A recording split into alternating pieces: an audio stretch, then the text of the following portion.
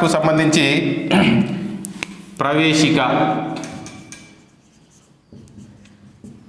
Okay, preamble అంటాం ఇంగ్లీష్లో. Okay, ప్రవేశిక, అవతారిక, పీఠిక, ముందు మాట, చాలా పదాలు ఉన్నాయి. సో ఈ ప్రవేశిక అనేటువంటిది ఏంటి అంటే పండిట్ ఠాకూర్ దాస్ భార్గవ అన్నట్టు, సో రాజ్యాంగానికి ఇది ఒక గుర్తింపు పత్రం, ఓకే, ఒక ఐడి కార్డు లాంటిది. సో రాజ్యాంగం యొక్క లక్షణాలన్నిటినీ కూడా, లక్ష్యాలు, ఆశయాలన్నిటినీ కూడా ఈ ప్రవేశిక అనేటువంటిది సూక్ష్మ రూపంలో తెలియచేయడం జరుగుతుంది.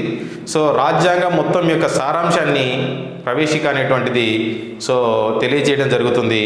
సో ప్రవేశిక అనేటువంటిది దీనికి యొక్క ముఖ్యంగా మూలాధారం ఏంటి అంటే, సో అమెరికా రాజ్యాంగం నుండి ఈ ప్రవేశికను, ఓకే, సో పొందపరచడం జరిగింది. మొదటి లిఖిత రాజ్యాంగం, ఓకే, సో అమెరికా రాజ్యాంగం. సో దాని నుండి ఈ ప్రవేశిక అనేటువంటి భావనను తీసుకోవడం అనేటువంటిది జరిగింది. సో అదేవిధంగా మనకు మొదటి సమావేశం జరిగినప్పుడు డిసెంబర్ 9, ఓకే, సో డిసెంబర్ 13వ తేదీన, డిసెంబర్ 9, డిసెంబర్ 11, డిసెంబర్ 13 అని ఇంతకుముందు క్లాసులో చెప్పాను. డిసెంబర్ 13వ తేదీన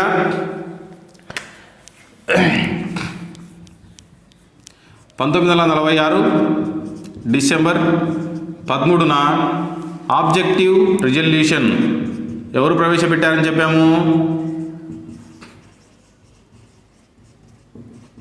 లక్ష్యాలు, ఆశయాల తీర్మానం అంటారు దీన్ని. లక్ష్యాలు, ఆశయాల తీర్మానం. సో ఈ లక్ష్యాలు, ఆశయాల తీర్మానాన్ని జవహర్లాల్ నెహ్రూ రాజ్యాంగ పరిషత్ మొదటి సమావేశంలో ప్రవేశపెట్టడం జరిగింది.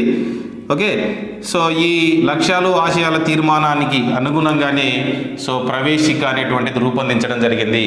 సో భారత రాజ్యాంగంలో ఉన్నటువంటి ప్రవేశికకు మూలాధారం ఏదైంది అంటే జవహర్లాల్ నెహ్రూ ప్రవేశపెట్టినటువంటి లక్ష్యాలు, ఆశయాల తీర్మానం ఆధారంగా, ఓకే, సో దీన్ని పొందపరచడం అనేటువంటిది భారత రాజ్యాంగంలో.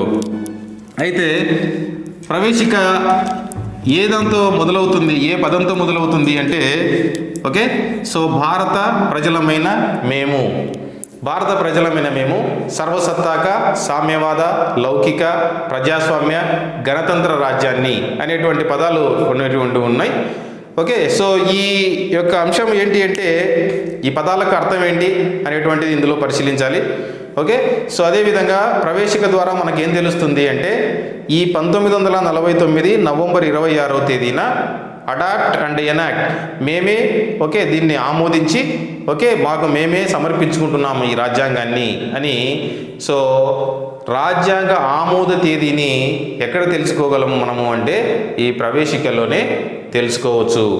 సో భారత ప్రజలమైన మేము, ఓకే, భారత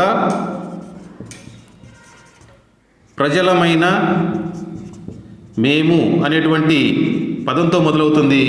సో అంటే భారతదేశంలో రాజకీయ అధికారం అనేటువంటిది ఎవరి చేతిలో ఉంది అంటే ప్రజల చేతిలో ఉంది. భారతదేశంలో అధికారానికి మూలం ఎవరు అంటే ప్రజలు. ఈ రాజ్యాంగం ప్రజల చేత రూపొందించడం జరిగింది. ప్రజలే ఈ రాజ్యాంగానికి, ఈ రాజకీయ వ్యవస్థకు, ఓకే, మూలాధారం అనేటువంటి విషయాన్ని సో ఈ మొదటి పదం తెలియజేస్తుంది. అదేవిధంగా సర్వసత్తాక, సామ్యవాద, లౌకిక, ప్రజాస్వామ్య, గణతంత్ర రాజ్యాన్ని ప్రజలకు స్వేచ్ఛ, స్వాతంత్రాలను, అంతస్తుల్లోనూ అవకాశాల్లోనూ అందరికీ సమాన అవకాశాలు కల్పించేటువంటి విధంగా సో ఈ రాజ్యాంగాన్ని రూపొందించుకుంటున్నాము అని ప్రవేశికలో పొందపరిచారు. Okay, so sovereignty, okay, socialist, secular, democratic and republic nation అని అంటాం. ఓకే, సో ఏంటి సర్వసత్తాక అంటే వెనక ఏంటి అంటే, ఓకే, సావర్నిటీ,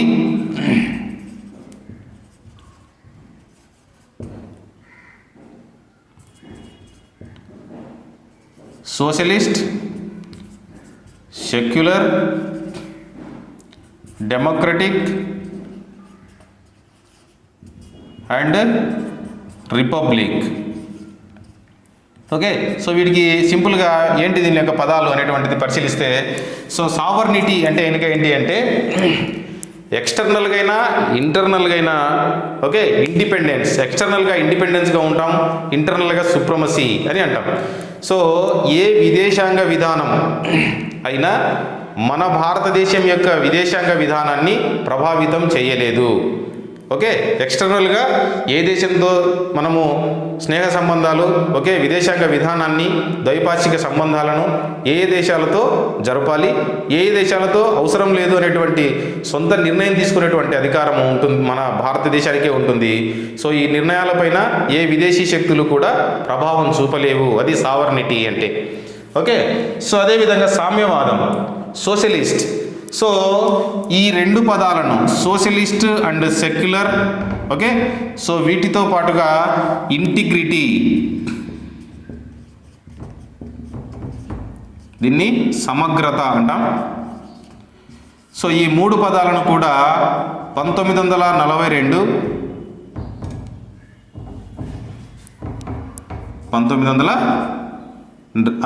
42వ రాజ్యాంగ సవరణ ద్వారా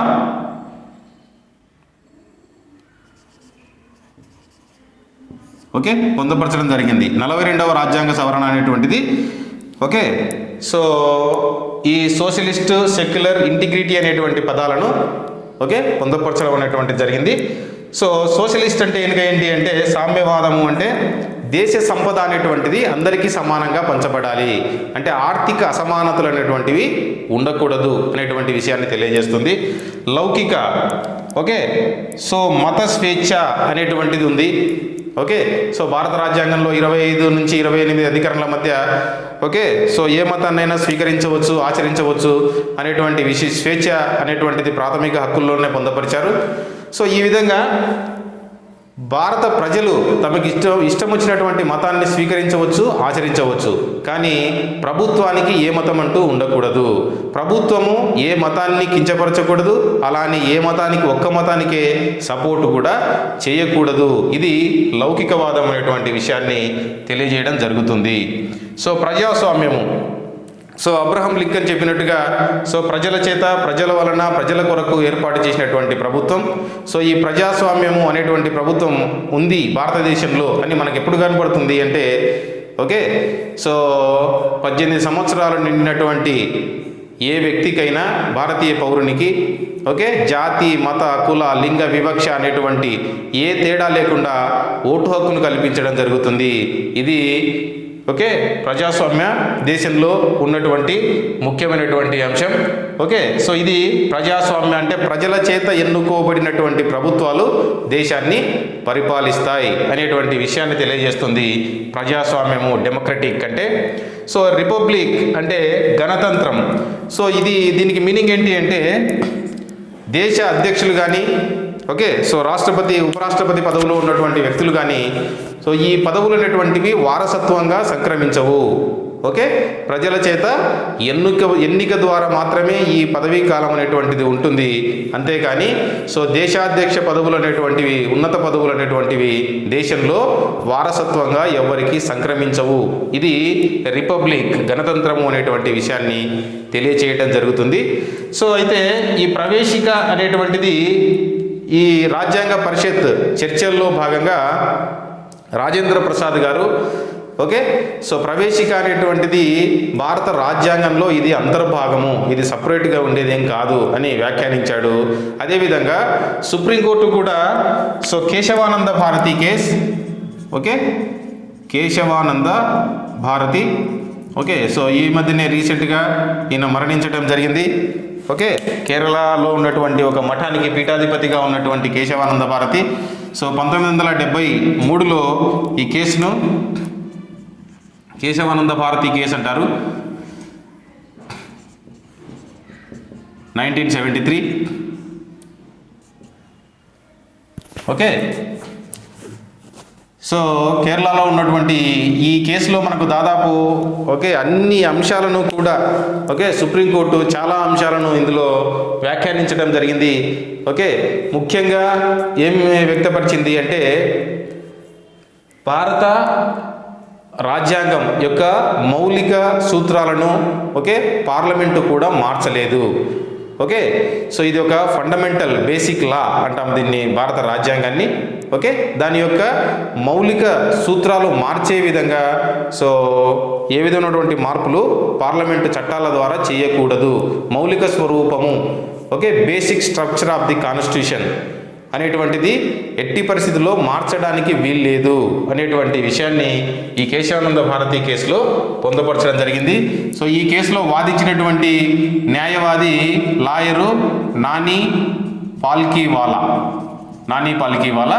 సో ఈ కేసులోనే మనకు ప్రవేశిక అనేటువంటిది ఓకే కేశవానంద భారతి కేసులోనే ప్రవేశిక అనేటువంటిది భారత రాజ్యాంగంలో అంతర్భాగం, ఇది ఒక బేసిక్ స్ట్రక్చర్, దీన్ని మార్చడానికి అవకాశం లేదు. సో ఇంతవరకు ఓకే సో అవకాశం లేదు అని వ్యాఖ్యానించడం జరిగింది. సో ఇంతవరకు ఒకే ఒక్కసారి ఈ ప్రవేశికను ఓకే మొట్టమొదటి చిట్ట చివరి సవరణ ఇదే. సో ఈ సవరణలో ఎన్నిసార్లు సవరించారు అంటే ఒకే ఒక్కసారి సవరించడం జరిగింది.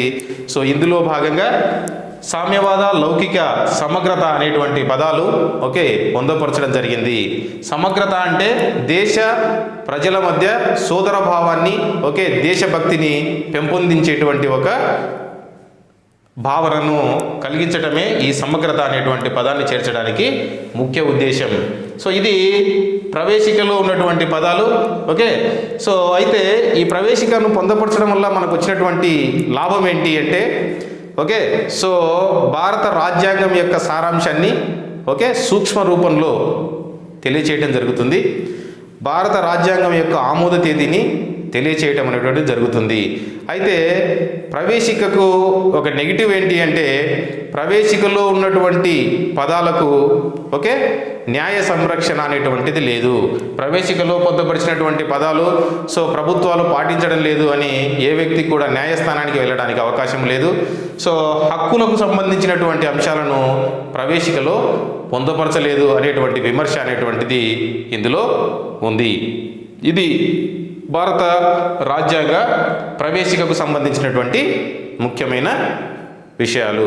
ఓకే, సో మిగతాదన్నీ నెక్స్ట్ క్లాస్లో చర్చిద్దాం.